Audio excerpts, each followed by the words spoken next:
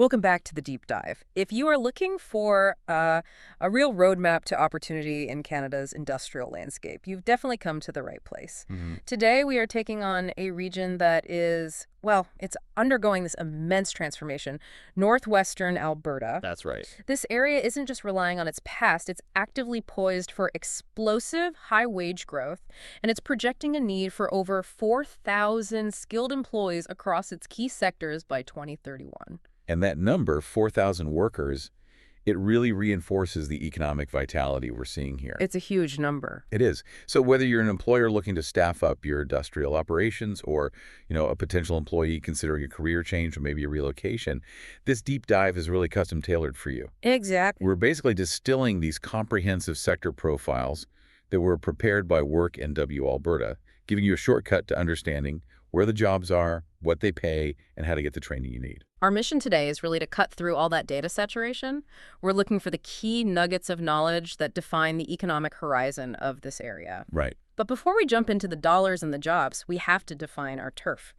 This is a massive area we're talking about, spanning nearly 40,000 square kilometers. That's right. And it's important to be specific. When we talk about northwestern Alberta in the context of this data, we are focused on the core economic trade market. That market serves about 300,000 people. Okay. And it includes the major urban center, the city of Grande Prairie, the surrounding county of Grande Prairie, and the vast MD of Greenview. And it doesn't stop there. No. We also cover the towns of Beaver Lodge, Sexsmith, Wembley, Fox Creek, and Valley View, plus the supporting entities like the Greenview Co-ops and enterprises and the indigenous communities of Sturgeon Lake Cree Nation and Horse Lake First Nation. It's a geographically expansive but economically unified resource hub. Okay, let's unpack this. Before we zoom in on the industrial engines, we really need to understand the foundation. What does the overall demographic landscape look like for talent attraction? If they need 4,000 workers, what's the existing labor pool they're drawing from? Well, the current regional population is robust, and this is critical. It's relatively young. It stands at just under 139,000 people right now. Yeah. And projections show it will continue to increase by about 2% through 2031. This is a subtle but really important marker. The region is growing, not contracting. That provides a strong, stable base for employers who are planning for the long term. Okay, so if the whole region is 40,000 square kilometers, how dispersed is that population? That sounds like a lot of empty space. It is, but the population density is actually highly centralized. Right. About 60% of the entire regional population resides right within the city of Grande Prairie. 60%, wow. Yeah. So this means that while the industrial and the resource extraction activities are, spread out across the county, and the MD of Greenview, the core labor pool, the educational institutions, the essential services, they're all anchored in that central urban hub. That concentration is so important for employers in the outlying areas. They're really relying heavily on Grande Prairie to supply their workforce. And you mentioned the population is young. What does that look like specifically? 43%. Yeah. 43% of the population falls into the prime working age bracket of 25 to 54 years old. That's a huge advantage. It is. Yeah. Compared to so many regions across Canada and really North America that are grappling with these rapidly aging workforces, this area has a large, engaged demographic, just entering their peak productive years. So that suggests not just economic vitality right now, but a workforce that's available for decades to come. Exactly. That youthfulness is a strong indicator. So how healthy is the current labor market? I mean, are people actively working? Oh, they are highly engaged. The labor force participation rate is a remarkably high 74%. 74%. Yes, that means nearly 3/4 of the eligible population are actively involved in the labor market, either employed or, actively seeking work. The employment rate is 69%. With a 6% unemployment rate. So what does that tell employers? It tells them two things. First, the local workforce is eager to participate. But second, finding those 4,000 new workers is going to require aggressive talent attraction from outside the region, alongside, of course, strategic upskilling programs for local residents. Right. Okay, shifting to educational attainment, what kind of foundational skills does this engaged workforce possess? The data shows a really solid practical skill foundation, which aligns perfectly with the heavy industrial nature of the economy here. The highest educational attainment for residents is a high school diploma or equivalent. That represents a full 1/3 of the population. Yeah. And closely following that is a college or non-university certificate, which is held by 1/5 of residents. This really signals a highly practical, ready-to-work demographic. It's less focused on pure academic degrees and more on applied skills. And I bet when we look at the specific fields of study, this is where the region's industrial DNA really starts to shine through. Absolutely. The number one field of study by an overwhelming margin is architecture, engineering, and related technologies. Not a surprise. Not at all. It indicates a deep-seated, historically strong technical and industrial foundation in the region. The second leading field is business, management, and public administration. Which makes sense. You need the administrative and logistics support for those industrial operations. Exactly. And that's followed by health and related fields, which confirms the importance of those essential services we'll get into shortly. So, synthesizing this initial snapshot, we have an engaged, practical, and relatively young population. They're overwhelmingly trained in technical fields, and they're anchored in the city of Grande Prairie. That is the talent pool that's going to support this next stage of growth. A perfect summary. Now, let's move to the engine room. The sector is projected for the biggest employment volume and the highest growth. We are starting with what the sources call the massive engine renewable energy and clean tech. And it's massive for a reason. This is the largest sector we're examining today.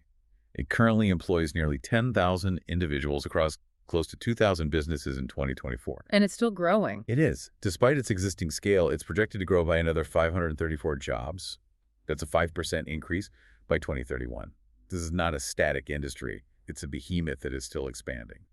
That is a critical point. When people hear renewable energy and clean tech, they often think exclusively of, new wind farms or solar projects.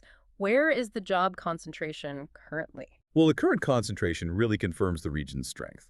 The largest subsector by far is support activities for mining, oil, and gas extraction. Ah, so it's the support side. It is.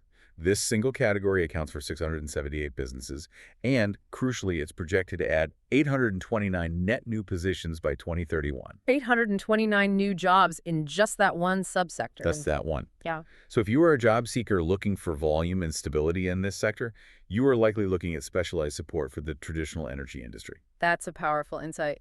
But is the clean tech shift happening at all, or is this purely a traditional energy story with a new name? Oh no, it is absolutely diversifying, but it's happening in specialized niches. The fastest percentage growth is projected for remediation and other waste management services. That's expected to jump by 28%, adding 65 jobs. Okay, so that's environmental cleanup. Exactly. And water, sewage, and other systems are also seeing strong double-digit growth. This reveals a clear regional trend toward environmental stewardship, cleanup, and essential infrastructure maintenance, all supplementing that core industrial support. Okay, but here's where it gets really interesting for me. The data shows this fascinating tension. You've got massive job growth in operations and remediation, yet some of the professional services that support the industry are actually projected to shrink. That's a critical indicator for professional firms. Architectural, engineering, and related services are projected to see a pretty significant job decline of 20%. 20%. And utility system construction is projected to fall by 17%. So while the overall sector employment is rising, it seems the regional trend anticipates a reduction in new, large-scale planning and specialized utility builds, favoring these high-growth operational support and long-term environmental management roles. Let's talk compensation, because the wages here, I imagine, reflect the high level of specialization and, frankly, the risk involved. The compensation is world-class, no question. Supervisors in oil and gas drilling and services command an average wage of nearly $110,000. Wow. Heavy-duty equipment mechanics, who are just the lifeblood of industrial Alberta, they average close to $89,000. Oh. And even the operational field roles like oil and gas weld, drillers, servicers, testers, they earn over $77,000. These are high-skill, high-reward careers. And the recruitment activity mirrors that high compensation. This sector posted 769 unique job openings in 2024. The median advertised salary was a strong $68,000. And critically, almost a third of those postings, 28% advertised salaries, over $91,000. And look at the top posted roles. They reinforce your point about the practical backbone of the economy. Transport truck drivers were number one, Of course. followed by heavy-duty equipment mechanics. The massive engine runs on logistics and maintenance. Now, what are the long-term drivers and regional assets fueling this growth beyond the current state? Where's the disruptive opportunity? The disruptive potential really lies in policy and geology. Demand is heavily driven by public and private investment in renewable power, which is underpinned by federal tax credits for clean technologies. But the regional spotlight is firmly on geothermal energy. Geothermal. Okay. Yes. Geological surveys have confirmed that both the Leduc Formation and the Granite Wash Formation, right there in the region, are viable for commercial geothermal development. That is huge for diversification. You're moving towards stable baseload power generation that relies on the Earth's natural heat, not intermittent solar or wind. And this transition isn't just theoretical.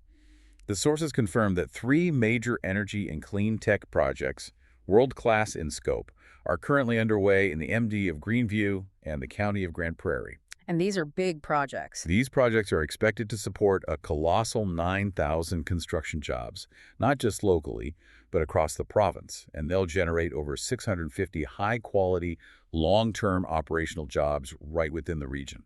So that temporary decline in construction services we just mentioned, it's likely just a pause before an imminent massive boom in large-scale energy infrastructure building. And the training infrastructure has to be ready for that. It's pivoting quickly.